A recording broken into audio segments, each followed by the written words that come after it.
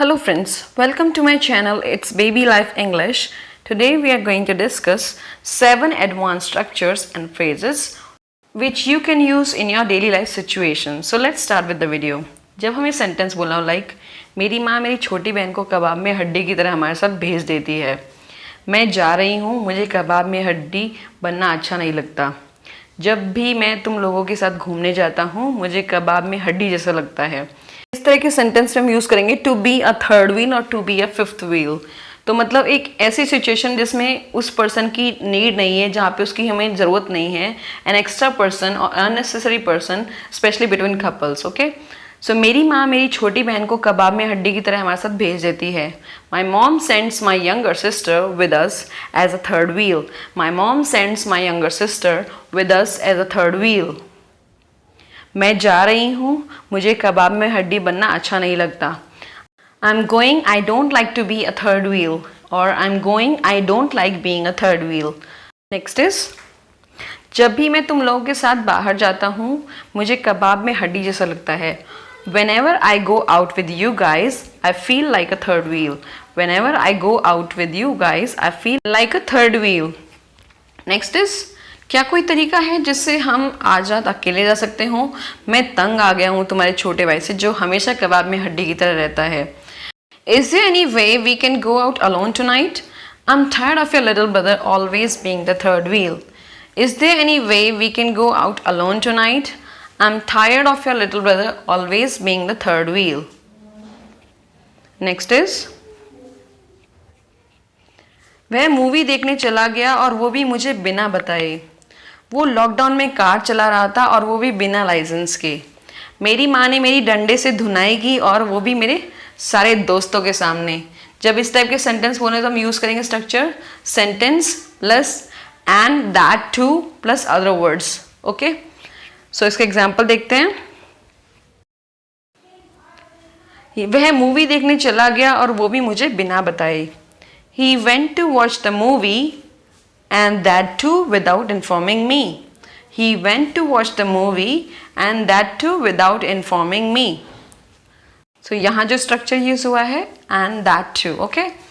वो लॉकडाउन में कार चला रहा था और वो भी बिना ड्राइविंग लाइसेंस के। He was driving car in lockdown and that too without driving license. He was driving car in lockdown and that too without driving license. Next is मेरी माँ ने मेरी डंडे से धुनाई की और वो भी मेरे सारे दोस्तों के सामने। My mom thrashed me with a stick and that too in front of all my friends. My mom thrashed me with a stick and that too in front of all my friends. Next is जब हम बोलना like पूरे दिन TV देखने से काम नहीं चलेगा, थोड़ी पढ़ाई भी कर लो। सिर्फ बातें करने से काम नहीं चलेगा, तुम्हें यहाँ काम करना पड़ेगा। तुम्हारे इस तरीके के रवैये से ऑफिस में काम नहीं चलेगा। लाइक समथिंग वोंट डू, इसको हम यूज़ करेंगे जब हमें अपनी ओपिनियन देनी हो, राय देनी हो किसी पर्टिकुलर पर्सन के बिहेवियर के बारे में कि ये अनसेटिस्फैक्ट्री है और यहाँ पे ये चीज़ नहीं चलेगी। ओके, पूरे दिन टीवी देखने से काम नहीं चलेगा, थोड़ी पढ़ाई भी कर लो। Watching TV all day won't do some study as well. Watching TV all day won't do some study as well. सिर्फ बातें करने से काम नहीं चलेगा, तुम्हें यहाँ काम करना पड़ेगा। Only talking won't do, you will have to work here. Only talking won't do, you will have to work here. Next is तुम्हारे इस तरीके के रवैये से ऑफिस में काम नहीं चलेगा। Your this kind of attitude won't do in this office. Your this kind of attitude won't do in this office. उसने जिस तरह से मुझसे बात की वो मुझे पसंद नहीं आया, या फिर उसने जिस तरह से आपको अनदेखा किया वो मुझे पसंद नहीं आया। उन लड़कों ने जिस तरह मेरी बहन की तरफ देखा वो मुझे पसंद नहीं आया। तब हम यूज़ करेंगे subject plus didn't like the way plus other subject, फिर उस पार्ट सिंपल फॉर्म वर्ब की, फिर अदर वर्ड्स। इसके एग्जांपल्स देखते हैं। फर्स्ट एग्जांपल है उन लड़कों ने जिस तरह मेरी बहन की तरफ देखा वो मुझे पसंद नहीं आया। I didn't like the way those boys stared at my sister. I didn't like the way those boys stared at my sister. Next is, उसने जिस तरह से आपको अनदेखा किया वो मुझे पसंद नहीं आया. I didn't like the way he ignored you. I didn't like the way he ignored you. Next is, उसने जिस तरह से मुझसे बात की वो मुझे पसंद नहीं आया. I didn't like the way he talked to me. I didn't like the way he talked to me. Next is, मैं माँ के बारे में भाषण देते देते भावनाओं में बह गया. या फिर मेरी माँ अभी भी DDLJ देखते समय भावनाओं में बह जाती है.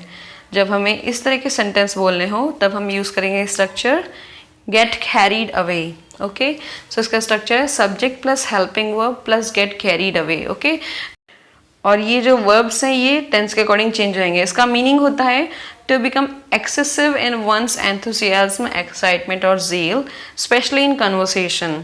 मतलब बहुत ही ज़्यादा उत्साहित हो जाना, भावनाओं में बह जाना. ओके, मैं माँ के बारे में भाषण देते समय भावनाओं में बह गया.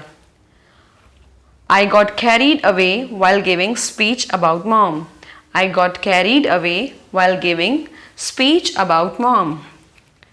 Next is, मेरी माँ जब भी DDLJ देखती है, मूवी है ये, तो भावनाओं में बह जाती है. My mom gets carried away whenever she watches DDLJ. My mom gets carried away whenever she watches DDLJ. Next is, उसकी कंपनी दिन दोगुनी रात चौगुनी तरक्की कर रही है.